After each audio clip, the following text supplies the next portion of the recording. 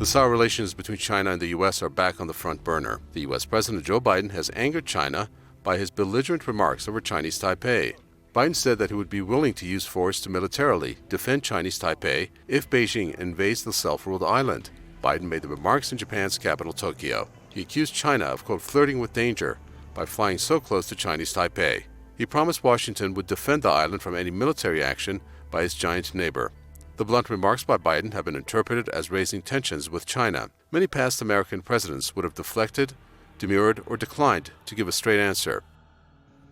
Well, in this case, the U.S. is trying to test the ground with China. It's trying to provoke and see the reaction. This is why you have first Joe Biden saying something, and then you have the White House saying the opposite. And they keep on doing that over and over. So they're trying to test the red light of China. One possible reason could be that the U.S., under Biden, has abandoned its strategic ambiguity over Taiwan. The aim of that policy had been to ward off China from taking military action without the U.S. committing itself to a war. The White House official said Biden's comments did not reflect a policy shift. After the Communist Party seized power in mainland China in 1949, the U.S. refused to recognize it as the rightful government in China. Instead, the U.S. had an embassy in Taipei. In the 1970s, Washington and Beijing decided to establish formal ties in a bid to create a counterbalance to the Soviet Union. And at the start of 1979, the U.S. gave formal diplomatic recognition to the communist-run People's Republic of China and cut ties with Taipei. In doing so, Washington recognized the PRC as the sole legal government of China. It also acknowledged Beijing's position that there is only one China and that Taipei is a part of it. Well, this is the usual divide and conquer strategy.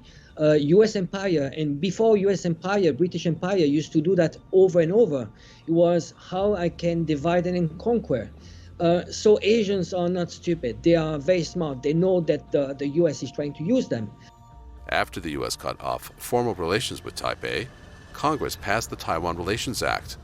It has underpinned U.S. ties toward the island ever since.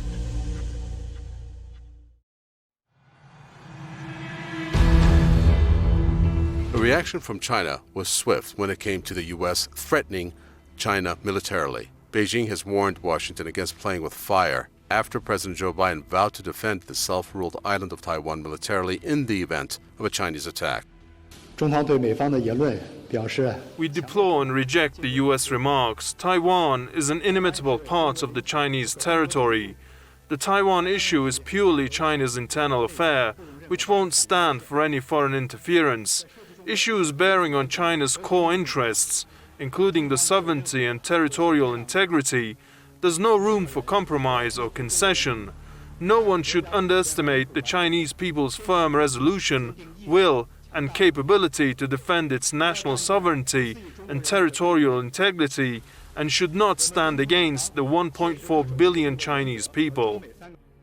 The Chinese State Council's Taiwan Affairs Office on Monday accused the U.S. of using the Taiwan card to contain China, warning that it will itself get burned. China's foreign ministry has said that Beijing was ready to defend its national interests over Taiwan. China considers Chinese Taipei as a breakaway province that should be reunited with the mainland under the internationally recognized One China policy. For China, the red line would be Taiwan to declare independence, which is practically pretty much impossible because Taiwan would have to amend its constitution. Another red line would be to have U.S. troops in Taiwan or to have missiles aimed at China. So it is just the usual provocation, and they're trying gradually to push more and more to have a Chinese reaction. The sovereignty is subject to international recognition, including by the U.S. But in violation of its stated policy, and in an attempt to irritate Beijing, Washington has recently ramped up diplomatic contacts with the self-proclaimed government in Chinese Taipei. Washington is also the island's largest weapons supplier.